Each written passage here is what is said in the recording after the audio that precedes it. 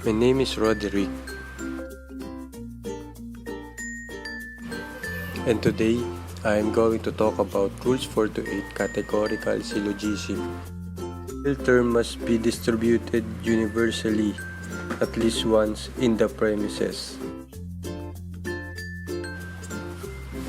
If the two extremes are compared with two different parts of the middle term, then there will be two different suppositions of the middle term giving rise to four-term syllogism, which is against rule number 1.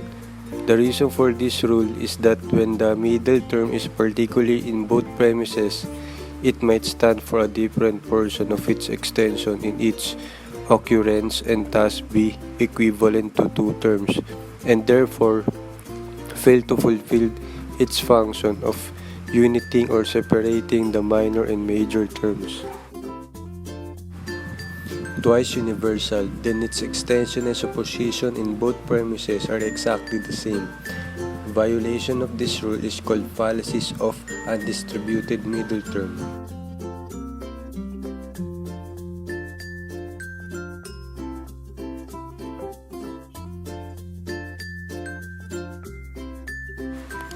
The middle term is the one that appears in both premises. In this case, it is the class of fish, which is the predicate of affirmative proposition and is therefore twice particular. It is undistributed because neither of its uses applies to all fish. It cannot therefore be used to connect sharks and mudfish. Both of them could be separate and unconnected division of the class of fish. Two affirmative premises cannot give a negative conclusion. Since the major term and the minor term are identified with the same middle term, then the conclusion should express something that is not contained with the premise. Violation of the rule is called fallacies of the negative conclusion drawn from affirmative premises.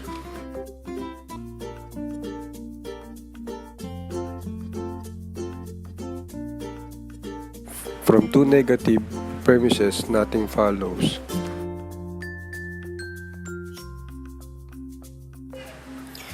Since the middle term is predictable of neither the major nor the minor term, there can be no relationship that is established between these two terms, and therefore no conclusion can be inferred. Hence, one premise must be affirmative.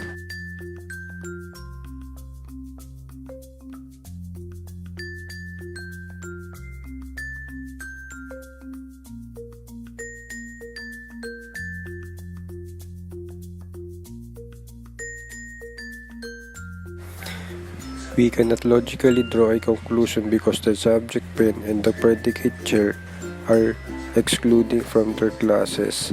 The middle term table fix a result. The premises allow us no way to relate the classes pen and the chair. As this conclusion from the two negative premises, we commit the fallacy of negative premises. From two particular premises, nothing follows. One of the premises must be universal for the middle term to validly correct the major and minor terms. Even inference or concrete things are based on same universal truths. If both particular premises are affirmative, then the subject and the predicates are particular. In this example, the middle term gaze is twice particular and therefore commits the fallacy of undistributed middle term.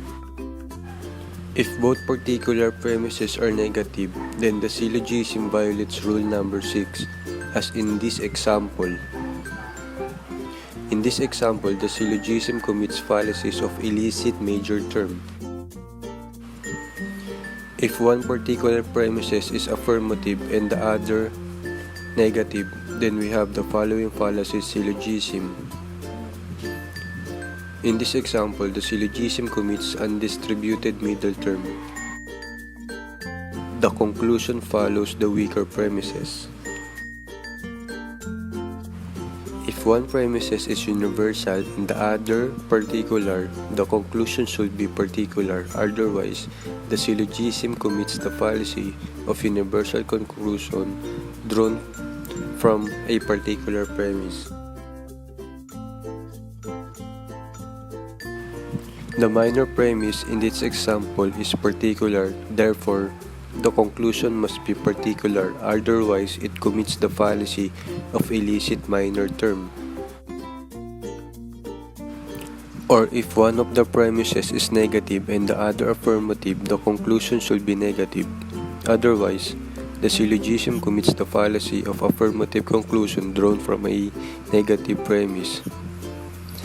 The minor premise in this example is negative, therefore the conclusion must be negative.